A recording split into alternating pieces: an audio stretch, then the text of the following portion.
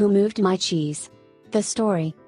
Once, long ago in a land far away, there lived 4 little characters who ran through a maze looking for cheese to nourish them and make them happy. 2 were mice, named Sniff and Scurry, and 2 were little people, beings who were as small as mice but who looked and acted a lot like people today. Their names were Hem and Haw. Due to their small size, it would be easy not to notice what the 4 of them were doing. But if you looked closely enough, you could discover the most amazing things. Every day the mice and the little people spent time in the maze looking for their own special cheese.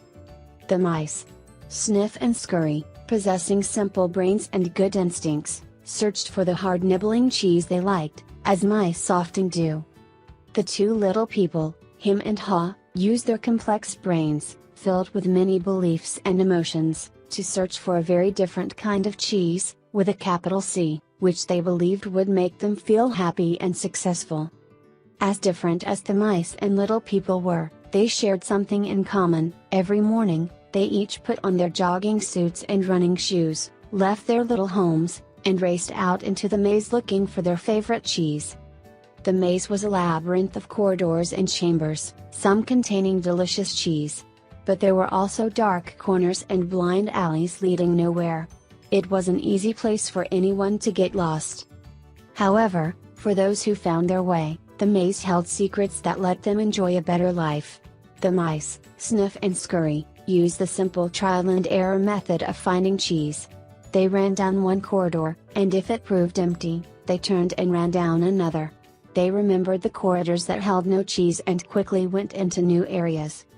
Sniff would smell out the general direction of the cheese, using his great nose, and Scurry would race ahead. They got lost, as you might expect, went off in the wrong direction and often bumped into walls. But after a while, they found their way. Like the mice, the 2 little people, Hem and Haw, also used their ability to think and learn from their past experiences. However, they relied on their complex brains to develop more sophisticated methods of finding cheese. Sometimes they did well, but at other times their powerful human beliefs and emotions took over and clouded the way they looked at things.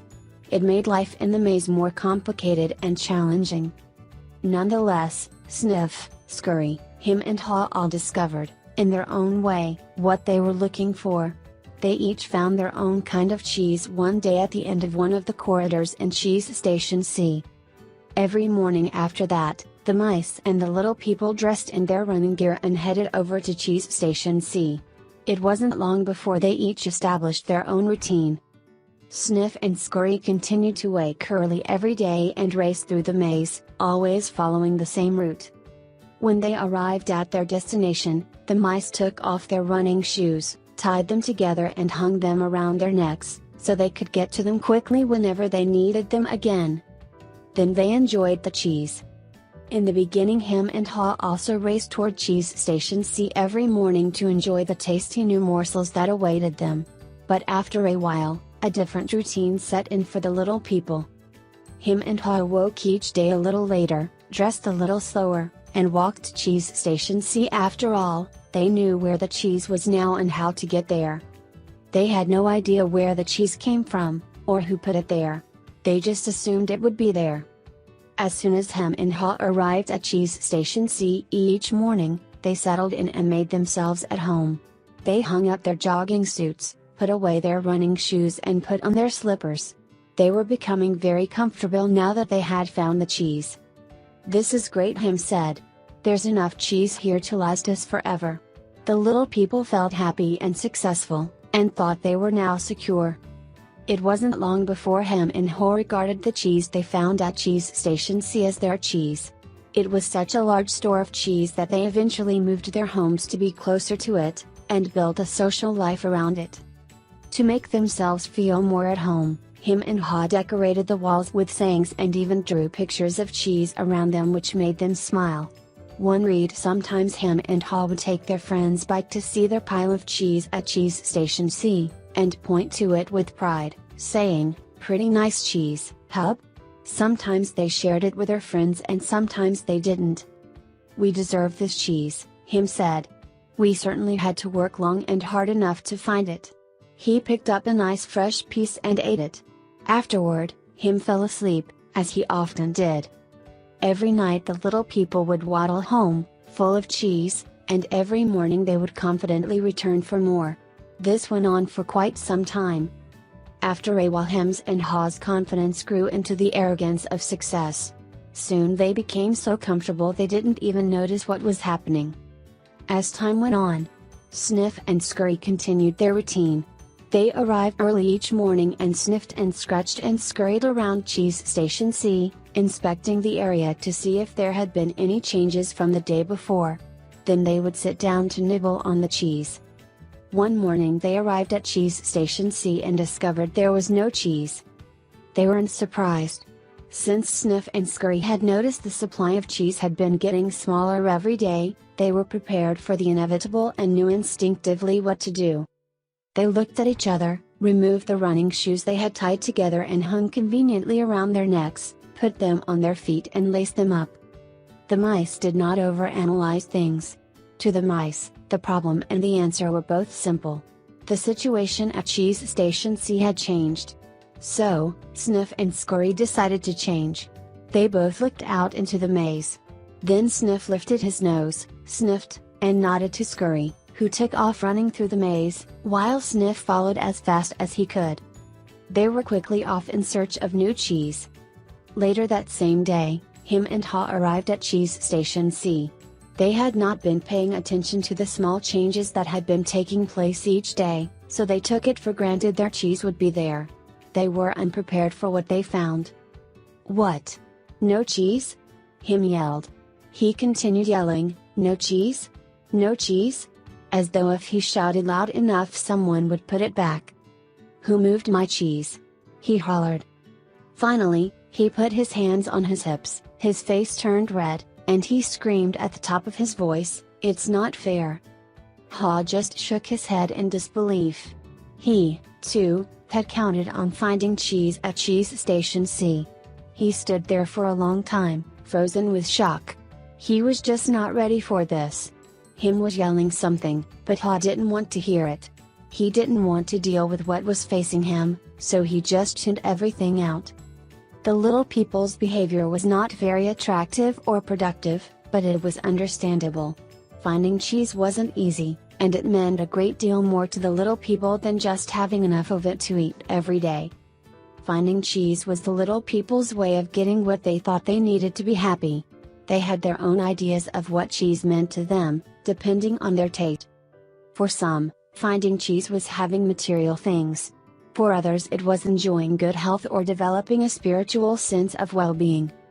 For Haw, cheese just meant feeling safe, having a loving family someday and living in a cozy cottage on Cheddar Lane.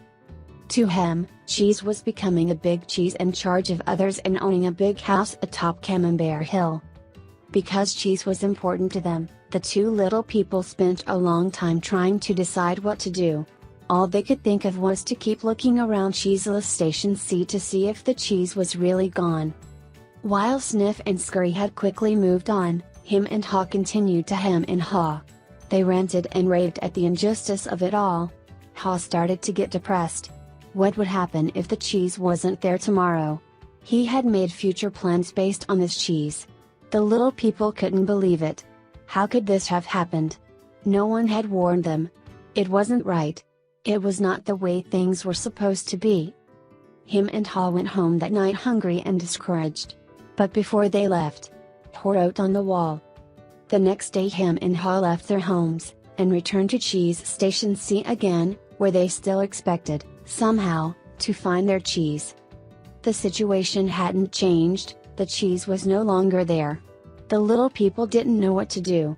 Hem and Haw just stood there, immobilized like two statues. Haw shut his eyes as tight as he could and put his hands over his ears. He just wanted to block everything out.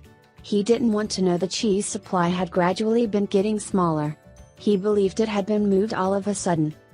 Hem analyzed the situation over and eventually his complicated brain with its huge belief system took hold. "Why did they do this to me?" he demanded. "What's really going on here?" Finally, Haw opened his eyes, looked around and said, "By the way, Where are Sniff and Scurry? Do you think they know something we don't? Him scoffed, what would they know? Him continued, they're just mice. They just respond to what happens. We're little people. We're smarter than mice. We should be able to figure this out. I know we're smarter, Ha said, but we don't seem to be acting smarter at the moment. Things are changing around here, Him. Maybe we need to change and do things differently.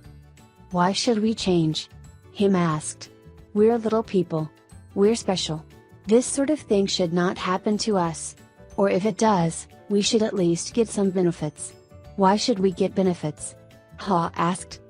Because we're entitled, Him claimed. Entitled to what? Ha wanted to know. We're entitled to our cheese. Why? Ha asked. Because we didn't cause this problem, Him said. Somebody else did this and we should get something out of it. Ha suggested, maybe we should simply stop analyzing the situation so much and go find some new cheese? Oh no, Him argued. I'm going to get to the bottom of this. While Him and Ha were still trying to decide what to do, Sniff and Scurry were already well on their way. They went farther into the maze, up and down corridors, looking for cheese in every cheese station they could find. They didn't think of anything else but finding new cheese.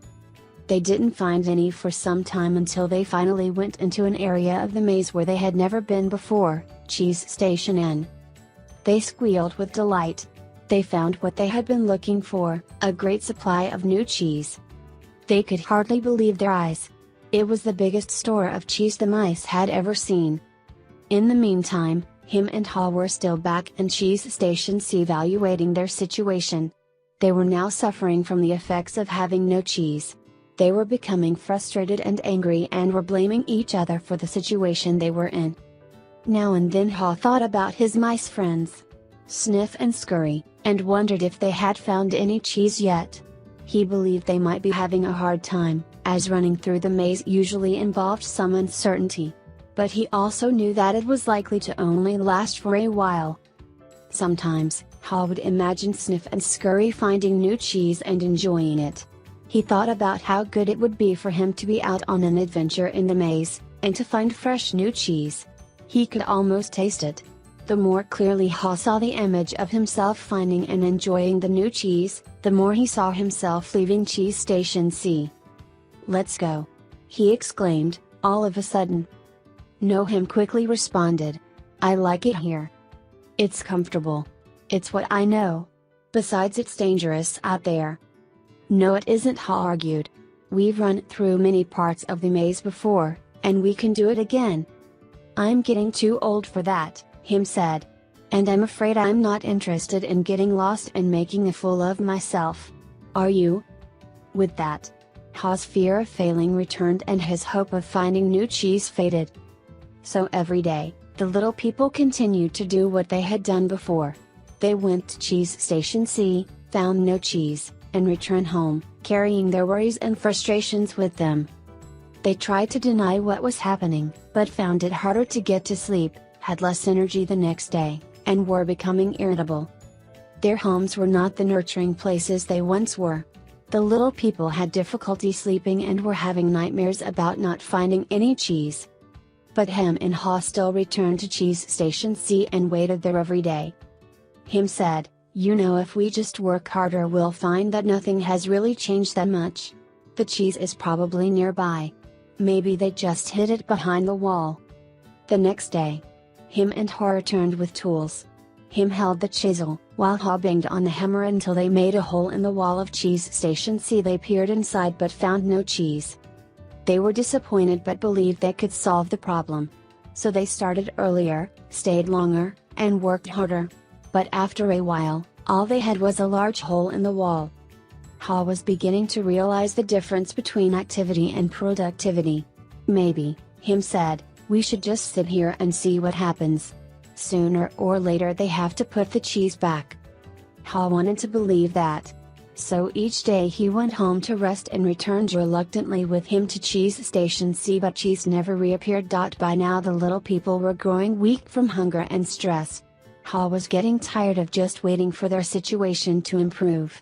He began to see that the longer they stayed in their cheeseless situation, the worse off they would be. Ha knew they were losing their edge. Finally, one day Ha began laughing at himself. Ha, look at us. We keep doing the same things over and over again and wonder why things don't get better. If this wasn't so ridiculous, it would be even funnier.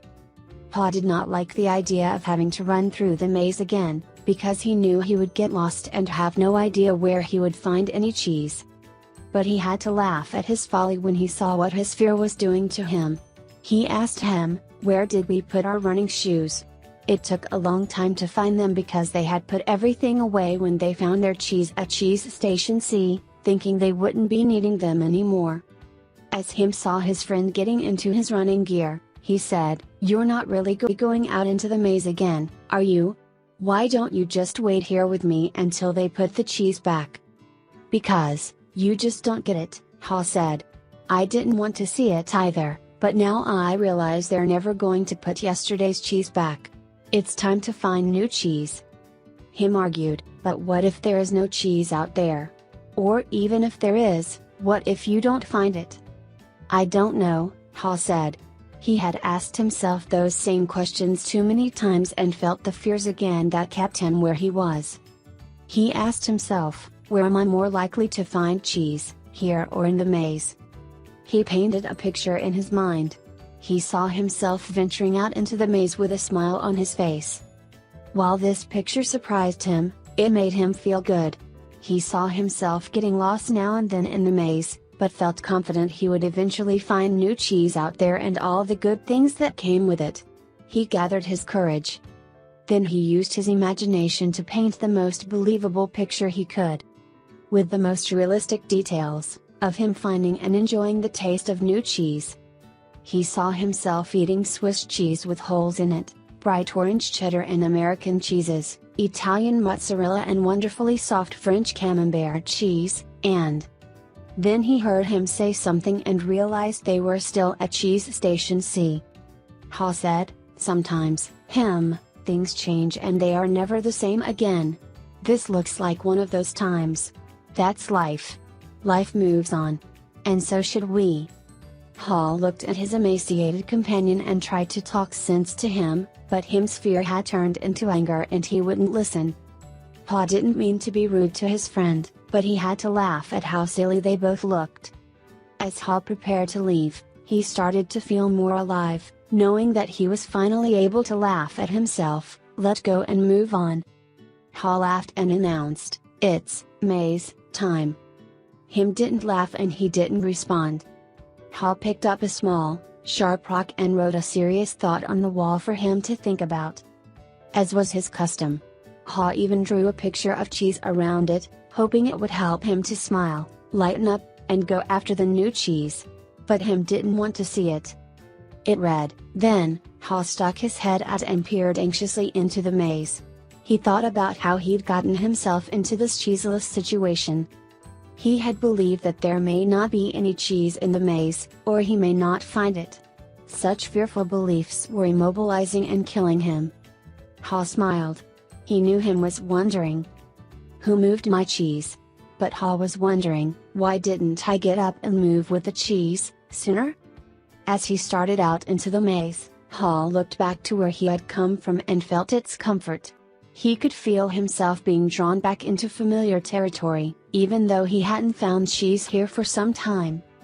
Ha became more anxious and wondered if he really wanted to go out into the maze. He wrote a saying on the wall ahead of him and stared at it for some time. He thought about it. He knew sometimes some fear can be good.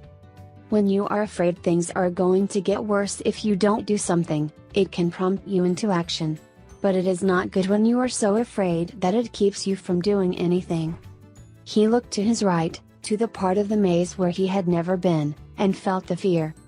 Then, he took a deep breath, turned right into the maze, and jogged slowly, into the unknown. As he tried to find his way, Ha worried, at first, that he might have waited too long in Cheese Station C. He hadn't had any cheese for so long that he was now weak. It took him longer and it was more painful than usual to get through the maze. He decided that if he ever got the chance again, he would get out of his comfort zone and adapt to change sooner. It would make things easier.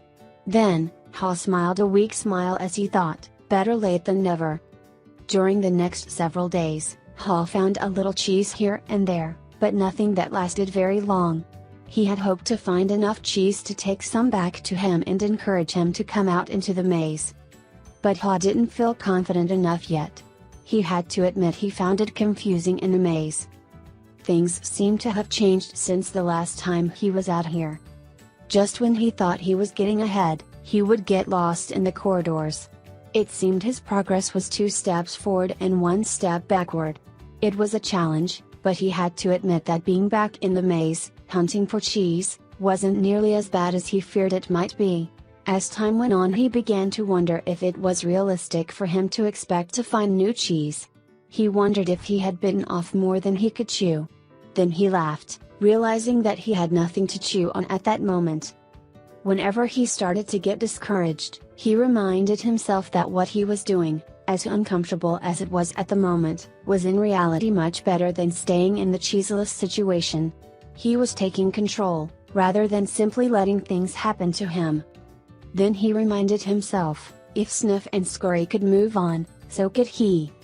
Later, as Hall looked back on things, he realized that the cheese at Cheese Station C had not just disappeared overnight, as he had once believed. The amount of cheese that had been there toward the end had been getting smaller, and what was left had grown old. It didn't taste as good. Mold may even have begun to grow on the old cheese, although he hadn't noticed it. He had to admit, however, that if he had wanted to, he probably could have seen what was coming. But he didn't. Ha now realized that the change probably would not have taken him by surprise if he had been watching what was happening all along and if he had anticipated change. Maybe that's what Sniff and Scurry had been doing. He decided he would stay more alert from now on. He would expect change to happen and look for it. He would trust his basic instincts to sense when change was going to occur and be ready to adapt to it. He stopped for a rest and wrote on the wall of the maze. Sometime later, after not finding cheese for what seemed like a long time, Hall finally came across a huge cheese station, which looked promising. When he went inside, however, he was most disappointed to discover that the cheese station was empty. This empty feeling has happened to me too often, he thought. He felt like giving up. Hall was losing his physical strength. He knew he was lost and was afraid he would not survive. He thought about turning around and heading back to Cheese Station C. At least, if he made it back, and Hem was still there, Hall wouldn't be alone. Then he asked himself the same question again, what would I do if I weren't afraid? Ha thought he was past his fear, but he was afraid more often than he liked to admit, even to himself. He wasn't always sure what he was afraid of, but, in his weakened condition, he knew now he was simply fearful of going on alone. Ha didn't know it, but he was running behind because he was still weighed down by fearful beliefs. Ha wondered if him had moved on, or if he was still paralyzed by his own fears. Then, Ha remembered the times when he had felt his best in the maze. It was when he was moving along. He wrote on the wall, knowing it was as much a reminder to himself as it was a marking for his friend Hem, hopefully, to follow. Hall looked down the dark passageway and was aware of his fear. What lay ahead? Was it empty? Or worse, were there dangers lurking? He began to imagine all kinds of frightening things that could happen to him.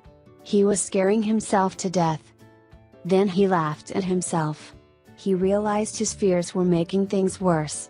So he did what he would do if he weren't afraid. He moved in a new direction.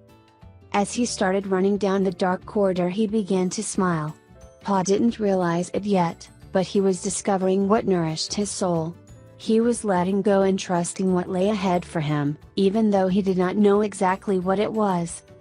To his surprise, Ha started to enjoy himself more and more. Why do I feel so good? He wondered. I don't have any cheese and I don't know where I am going. Before long, he knew why he felt good. He stopped to write again on the wall. Ha realized he had been held captive by his own fear. Moving in a new direction had freed him. Now he felt the cool breeze that was blowing in this part of the maze, and it was refreshing. He took in some deep breaths and felt invigorated by the movement.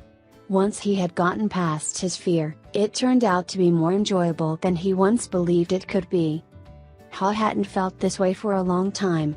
He had almost forgotten how much fun it was to go for it. To make things even better, Ha started to paint a picture in his mind again. He saw himself in great realistic detail, sitting in the middle of a pile of all his favorite cheeses, from cheddar to brie. He saw himself eating the many cheeses he liked, and he enjoyed what he saw. Then he imagined how much he would enjoy all their great tastes. The more clearly he saw the image of himself enjoying new cheese, the more real and believable it became. He could sense that he was going to find it. He wrote. Ha kept thinking about what he could gain instead of what he was losing. He wondered why he had always thought that a change would lead to something worse. Now he realized that change could lead to something better. Why didn't I see this before? He asked himself. Then he raced through the maze with greater strength and agility. Before long he spotted a cheese station and became excited as he noticed little pieces of new cheese near the entrance. They were types of cheese he had never seen before, but they looked great. He tried them and found that they were delicious. He ate most of the new cheese bits that were available and put a few in his pocket to have later and perhaps share with him. He began to regain his strength. He entered the cheese station with great excitement. But, to his dismay, he found it was empty. Someone had already been there and had left only the few bits of new cheese. He realized that if he had moved sooner, he would very likely have found a good deal of new cheese here. Ha decided to go back and see if him was ready to join him. As he retraced his steps, he stopped and wrote on the wall. After a while Ha made his way back to cheese station C and found him. He offered him bits of new cheese, but was turned down. Him appreciated his friend's gesture but said, "I don't think I would like new cheese. It's not what I'm used to. I want my own cheese back and I'm not going to change until I get what I want." Ha just shook his head in disappointment and reluctantly went back out on his own. As he returned to the farthest point he had reached in the maze, he missed his friend, but realized he liked what he was discovering. Even before he found what he hoped would be a great supply of new cheese, if ever, he knew that what made him happy wasn't just having cheese. He was happy when he wasn't being run by his fear. He liked what he was doing now. Knowing this, Ha didn't feel as weak as he did when he stayed in cheese station C with no cheese. Just realizing he was not letting his fear stop him, and knowing that he had taken a new direction, nourished him and gave him strength. Now he felt that it was just a question of time before he found what he needed. In fact, he sensed he had already found what he was looking for. He smiled as he realized. Ha realized again, as he had once before, that what you are afraid of is never as bad as what you imagine. The fear you let build up in your mind is worse than the situation that actually exists. He'd been so afraid of never finding new cheese that he didn't even want to start looking. But since starting his journey, he had found enough cheese in the corridors to keep him going. Now he looked forward to finding more. Just looking ahead was becoming exciting. His old thinking had been clouded by his worries and fears. He used to think about not having enough cheese, or not having it last as long as he wanted. He used to think more about what could go wrong than what could go right. But that had changed in the days since he had left cheese station C. He used to believe that cheese should never be moved and that change wasn't right. Now he realized it was natural for change to continually occur, whether you expect it or not. Change could surprise you only if you didn't expect it and weren't looking for it. When he realized he had changed his beliefs, he paused to write on the wall. Ha hadn't found any cheese yet, but as he ran through the maze, he thought about what he had already learned. Ha now realized that his new beliefs were encouraging new behaviors. He was behaving differently than when he kept returning to the same cheeseless station. He knew that when you change what you believe, you change what you do. You can believe that a change will harm you and resist it. Or you can believe that finding new cheese will help you and embrace the change. It all depends on what you choose to believe. He wrote on the wall. Ha knew he would be in better shape now if he had dealt with the change much sooner and left Cheese Station C earlier. He would feel stronger in body and spirit, and he could have coped better with the challenge of finding new cheese. In fact, he probably would have found it by now if he had expected change, rather than wasting time denying that the change had already taken place. He used his imagination again and saw himself finding and savoring new cheese. He decided to proceed into the more unknown parts of the maze, and found little bits of cheese here and there. Ha began to regain his strength and confidence. As he thought back on where he had come from, Ha was glad he had written on the wall in many places. He trusted that it would serve as a marked trail for him to follow through the maze, if he ever chose to leave Cheese Station C. Ha just hoped he was heading in the right direction. He thought about the possibility that Ham would read the handwriting on the wall and find his way. He wrote on the wall what he had been thinking about for some time. By now, Ha had let go of the past and was adapting to the present. He continued on through the maze with greater strength and speed, and before long, it happened. When it seemed like he had been in the maze forever, his journey, or at least this part of his journey, ended quickly and happily. Ha proceeded along a corridor that was new to him, rounded a corner, and found new cheese at Cheese Station N. When he went inside, he was startled by what he saw. Piled high everywhere was the greatest supply of cheese he had ever seen. He didn't recognize all that he saw, as some kinds of cheese were new to him. Then he wondered for a moment whether it was real or just his imagination, until he saw his old friends Sniff and Scurry. Sniff welcomed Ha with a nod of his head, and Scurry waved his paw. Their fat little bellies shows that they had been here for some time. Ha quickly said his hellos and soon took bites of every one of his favorite cheeses. He pulled off his shoes, tied the laces together, and hung them around his neck in case he needed them again. Sniff and Scurry laughed. They nodded their heads in admiration. Then Ha jumped into the new cheese.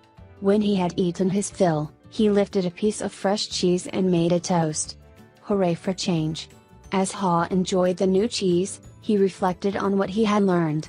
He realized that when he had been afraid to change, he had been holding on to the illusion of old cheese that was no longer there. So what was it that made him change? Was it the fear of starving to death? Ha smiled as he thought it certainly helped. Then he laughed and realized that he had started to change as soon as he had learned to laugh at himself and at what he had been doing wrong.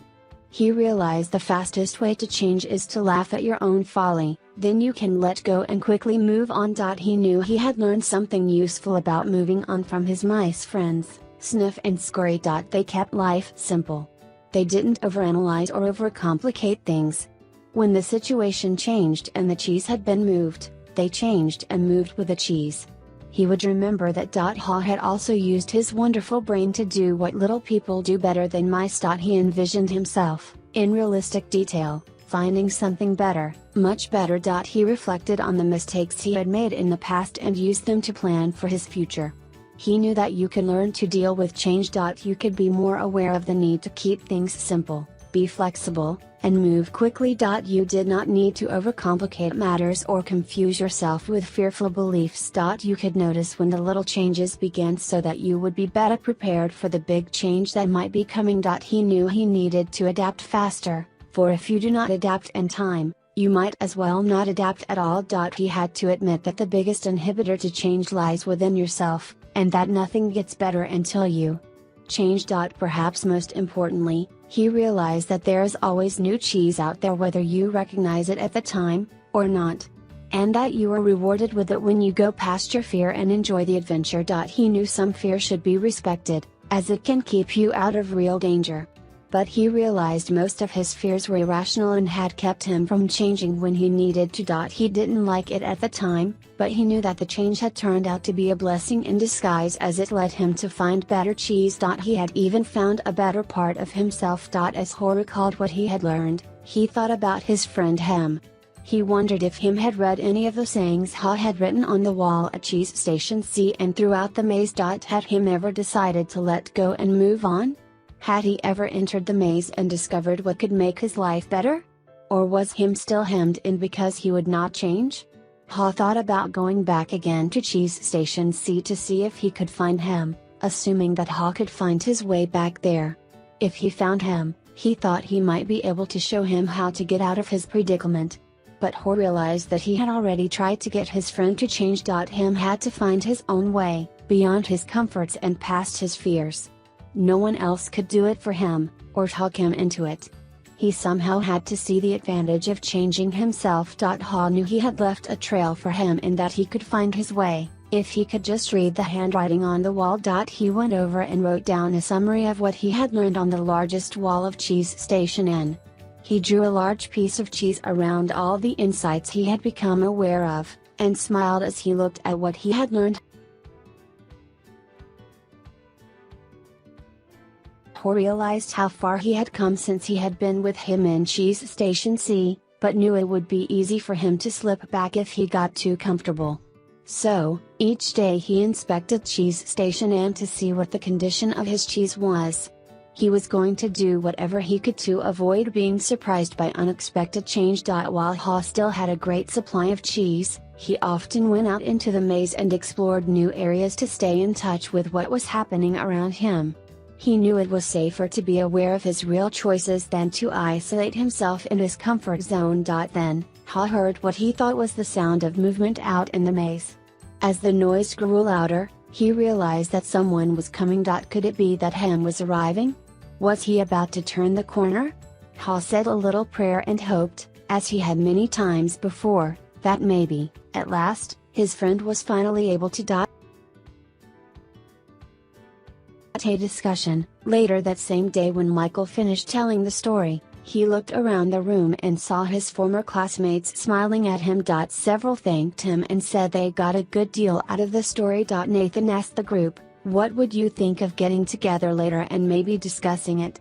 Most of them said they would like to talk about it, and so they arranged to meet later for a drink before dinner. That evening, as they gathered in a hotel lounge, they began to kid each other about finding their cheese and seeing themselves in the maze. Then Angela asked the group good-naturedly, "So, who were you in the story? Sniff, scurry, him or Ha?" Carlos answered, "Well, I was thinking about that this afternoon.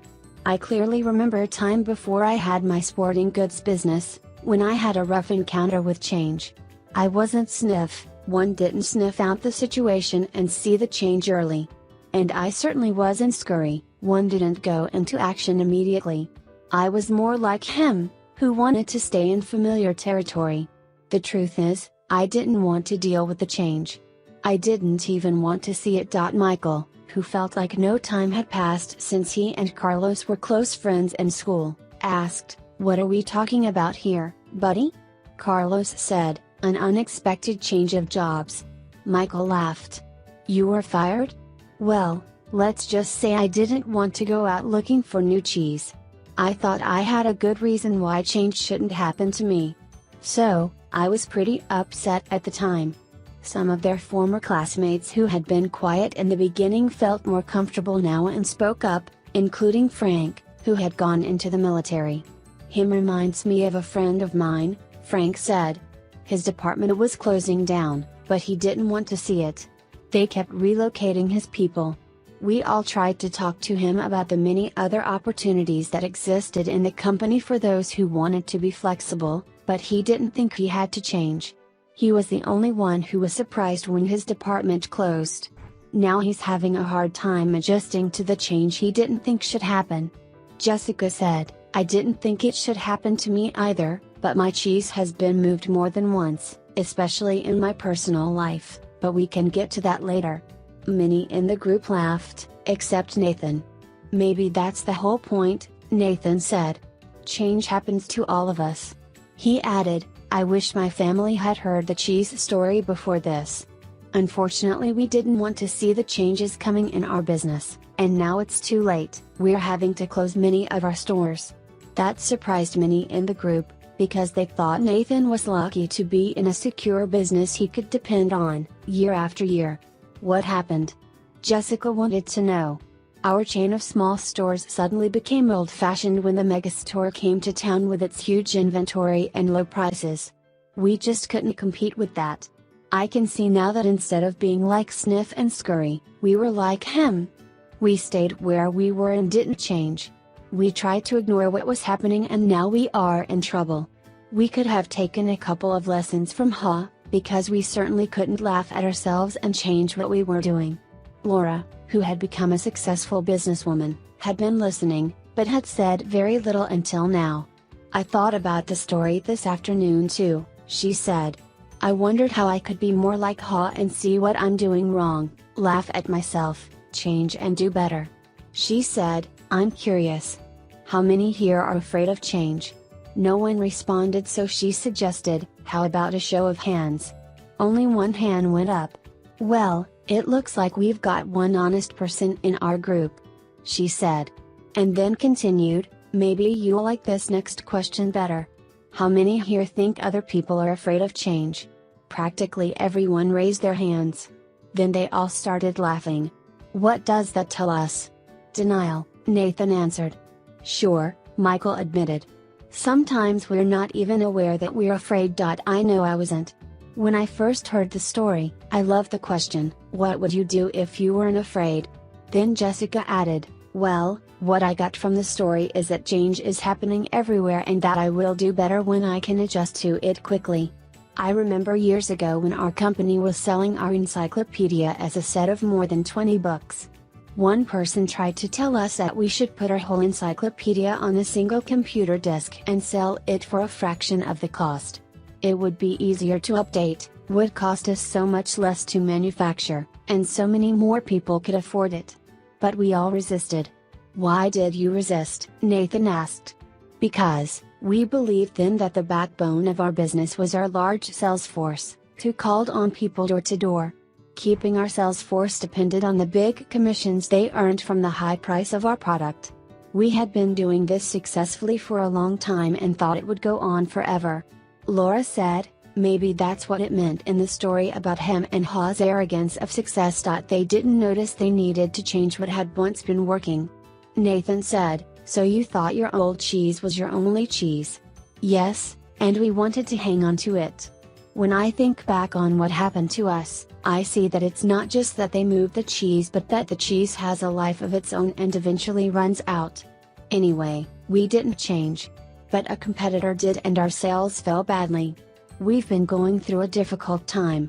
Now, another big technological change is happening in the industry and no one at the company seems to want to deal with it. It doesn't look good. I think I could be out of a job soon. It's May's time. Carlos called out. Everyone laughed, including Jessica. Carlos turned to Jessica and said, it's good that you can laugh at yourself. Frank offered, that's what got out of the story. I tend to take myself too seriously. I noticed how Ha changed when he could finally laugh at himself and at what he was doing. No wonder he was called Ha. The group groaned at the obvious play on words. Angela asked, do you think that him ever changed and found new cheese? Elaine said, I think he did. I don't, Corey said. Some people never change and they pay a price for it. I see people like him in my medical practice. They feel entitled to their cheese. They feel like victims when it's taken away and blame others. They get sicker than people who let go and move on. Then Nathan said quietly, as though he was talking to himself, I guess the question is, what do we need to let go of and what do we need to move on to? No one said anything for a while. I must admit, Nathan said, I saw what was happening with stores like ours in other parts of the country, but I hope it wouldn't affect us. I guess it's a lot better to initiate change while you can than it is to try to react and adjust to it. Maybe we should move our own cheese. What do you mean? Frank asked. Nathan answered, I can't help but wonder where we would be today if we had sold the real estate under all our old stores and built one great modern store to compete with the best of them. Laura said, maybe that's what Ha meant when he wrote on the wall, savor the adventure and move with the cheese. Frank said, I think some things shouldn't change. For example, I want to hold on to my basic values.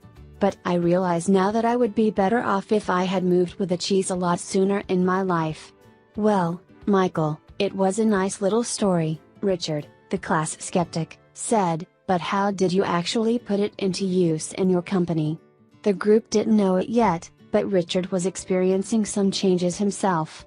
Recently separated from his wife, he was now trying to balance his career with raising his teenagers. Michael replied, "You know, I thought my job was just to manage the daily problems as they came up, when what I should have been doing was looking ahead and paying attention to where we were going. And boy did I manage those problems, 24 hours a day. I wasn't a lot of fun to be around. I was in a rat race, and I couldn't get out." Laura said, "So you were managing when you needed to be leading." "Exactly," Michael said. "Then when I heard the story of Who Moved My Cheese? I realized my job was to paint a picture of new cheese that we would all want to pursue, so we could enjoy changing and succeeding, whether it was at work or in life." Nathan asked, "What did you do at work?" "Well, when I asked people in our company who they were in the story, I saw we had every one of the 4 characters in our organization. I came to see that the sniffs, scurries, hems and haws each needed to be treated differently. Our sniffs could sniff out changes in the marketplace, so they helped us update our corporate vision. They were encouraged to identify how the changes could result in new products and services our customers would want. The sniffs loved it and told us they enjoyed working in a place that recognized change and adapted in time. Our scurries liked to get things done, so they were encouraged to take actions based on the new corporate vision. They just needed to be monitored so they didn't scurry off in the wrong direction. They were then rewarded for actions that brought us new cheese. They liked working in a company that valued action and results." "What about the hems and haws?" Angela asked. "Unfortunately, the hems were the anchors that slowed us down," Michael answered. "They were either too comfortable or too afraid to change. Some of our hems changed only when they saw the sensible vision we painted that shows them how changing would work to their advantage. Our hems told us they wanted to work in a place that was safe, so the change needed to make sense to them and increase their sense of security. When they realized the real danger of not changing, some of them changed and did well. The vision helped us turn many of our hems into haws." "What did you do with the hems who didn't change?" Frank wanted to know. "We had to let them go," Michael said sadly. "We wanted to keep all our employees, but we knew if our business didn't change quickly enough, we would all be in trouble."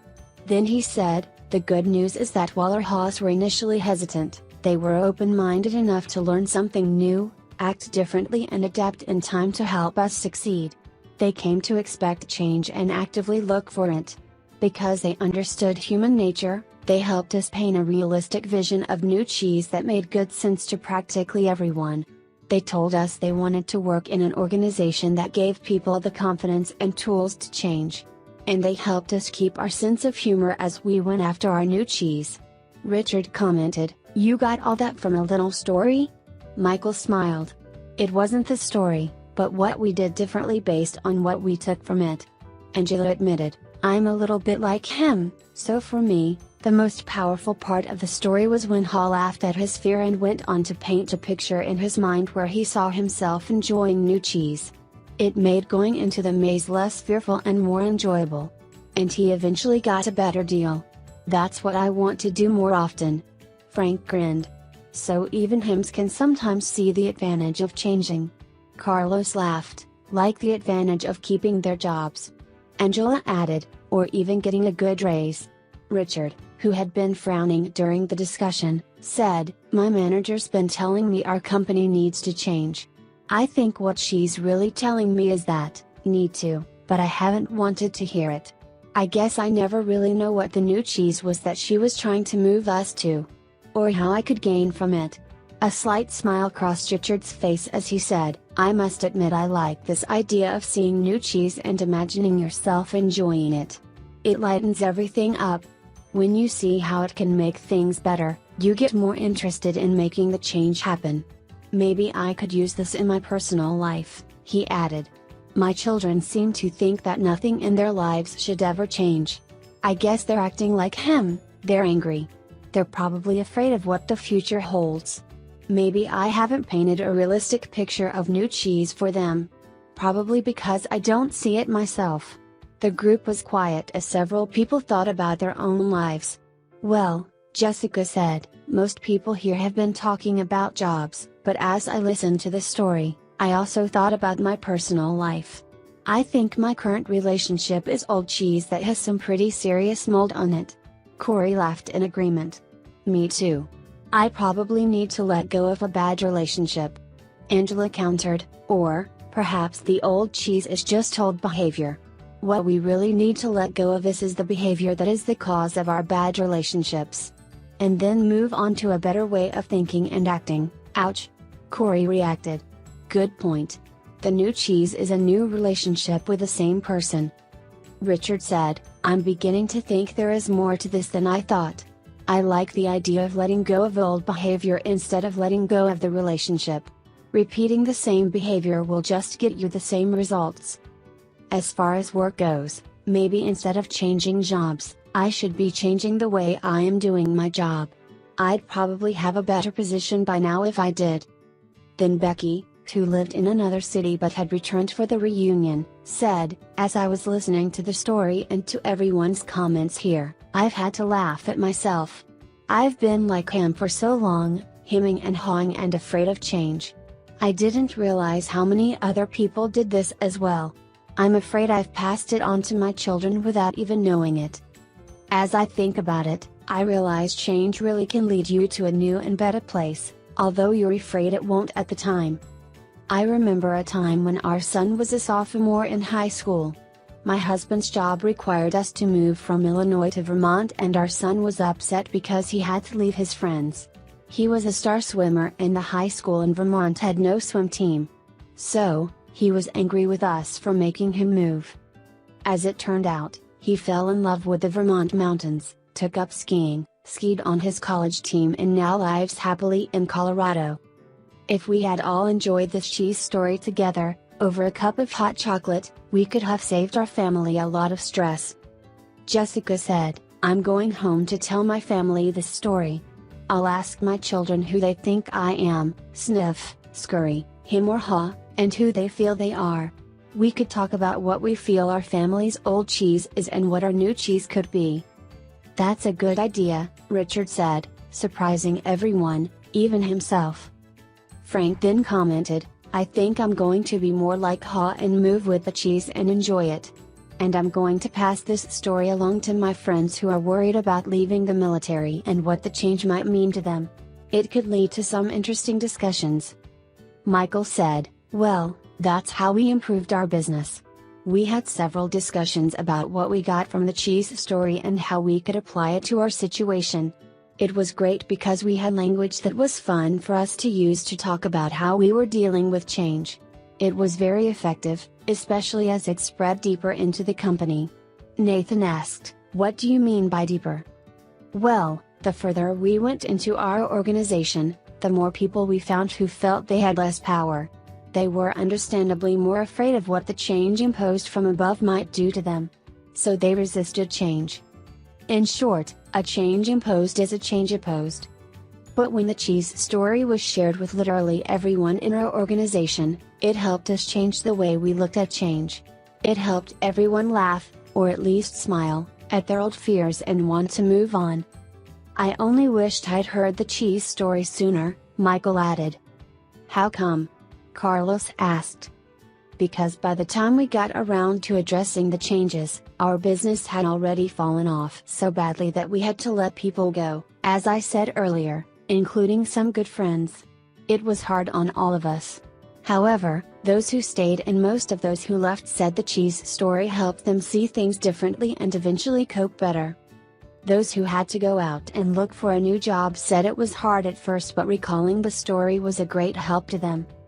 Angela asked, what helped them most?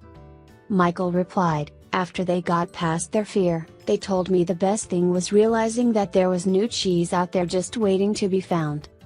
They said holding a picture of new cheese in their minds, seeing themselves doing well in a new job, made them feel better, and helped them do better in job interviews. Several got better jobs. Laura asked, what about the people who remained in your company? Well, Michael said, instead of complaining about the changes that were happening, people now said, they just moved our cheese. Let's look for the new cheese. It saved a lot of time and reduced stress. Before long, the people who had been resisting saw the advantage of changing. They even helped bring about change. Corey said, "Why do you think they changed?" "They changed after the peer pressure in our company changed." He asked, "What happens in most organizations you've been in when a change is announced by top management? Do most people say the change is a great idea or a bad idea?" "A bad idea," Frank answered. "Yes," Michael agreed. "Why?" Carlos said, "Because people want things to stay the same and they think the change will be bad for them. When one person says the change is a bad idea, others say the same." "Yes, they may not really feel that way," Michael said, "but they agree in order to fit in. That's the sort of peer pressure that fights change in any organization." Becky asked, "So how were things different after people heard the cheese story?" Michael said simply, "The peer pressure changed. No one wanted to look like him." Everyone laughed. They wanted to sniff out the changes ahead of time and scurry into action, rather than get hemmed in and be left behind. Nathan said, "That's a good point. No one in our company would want to look like him. They might even change. Why didn't you tell us this story at our last reunion? This could work." Michael said, "It does work. It works best, of course, when everyone in your organization knows the story, whether it is in a large corporation, a small business, or your family, because an organization can only change when enough people in it change." Then he offered one last thought. "When we saw how well it worked for us, we passed the story along to people we wanted to do business with, knowing they were also dealing with change. We suggested we might be their new cheese, that is, better partners for them to succeed with. It led to new business." That gave Jessica several ideas and reminded her that she had some early sales calls in the morning. She looked at her watch and said, "Well, it's time for me to leave this cheese station and find some new cheese." The group laughed and began saying their goodbyes. Many of them wanted to continue the conversation but needed to leave. As they left, they thanked Michael again. He said, "I'm very glad you found the story so useful and I hope that you will have the opportunity to share it with others soon."